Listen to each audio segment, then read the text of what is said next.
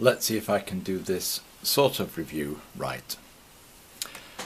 130 British pounds, 130 British pounds, 170. Three interesting items.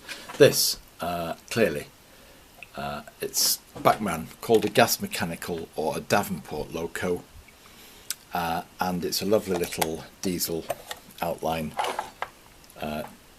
loco. Very fine wire detail for the release mechanism, knuckle couplers fitted, separately applied wire, doors that open,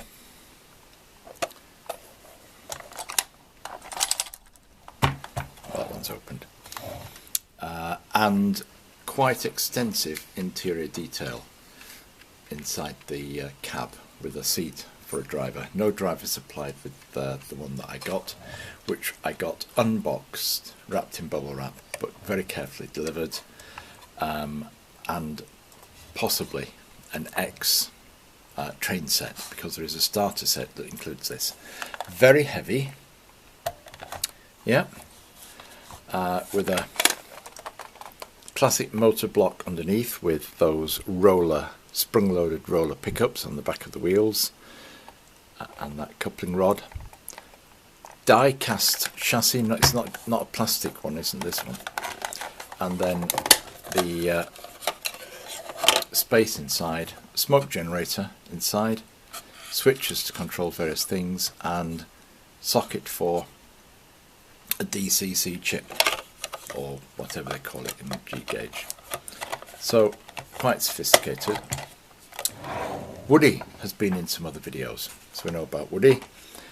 Plastic model, far more basic in terms of the construction, let's say.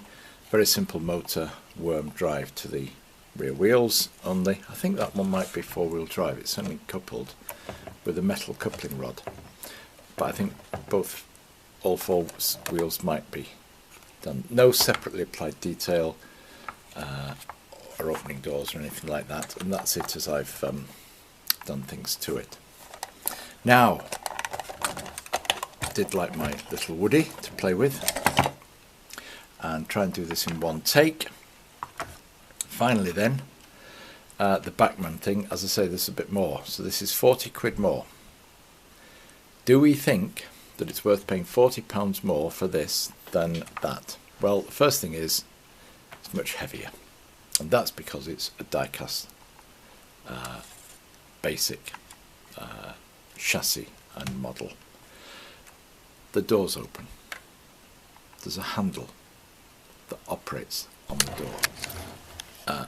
If we look at the light fittings and the sports light fittings, quite nicely moulded. All this little detail in here, very nicely done, so really quite detailed in its modelling. The bonnet opens and you can see quite a lot of detail on the engine. The windscreen at the front lifts up so you can pose that. Separate bits of detail under this side bonnet.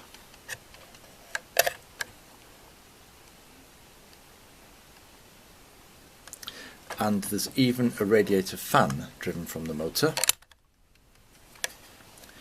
and the drive is not done like any other loco I've ever seen before. So the motor is under the bonnet, hidden under the engine moulding.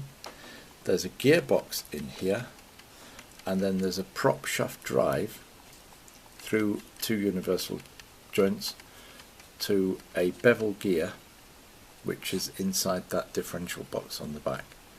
So complete prop shaft drive. Still those roller pickups on the wheels. Pickups from rear and front wheels, so it's from all wheels. And the sort of quality of the modelling, that is plastic, that's die cast, is equivalent to what you get in those die-cast static models, which are available in approximately this scale. And so obviously they borrowed that technology for making those scale representation die-cast models.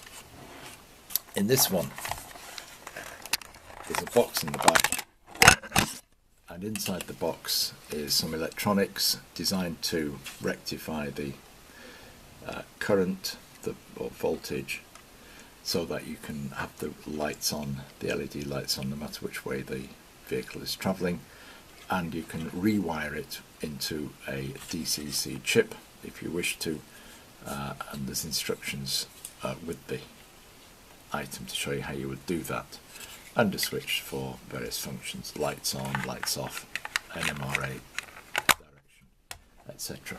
So some electronics with it as well. And I think I said in there, representation of the handbrake, the gear lever.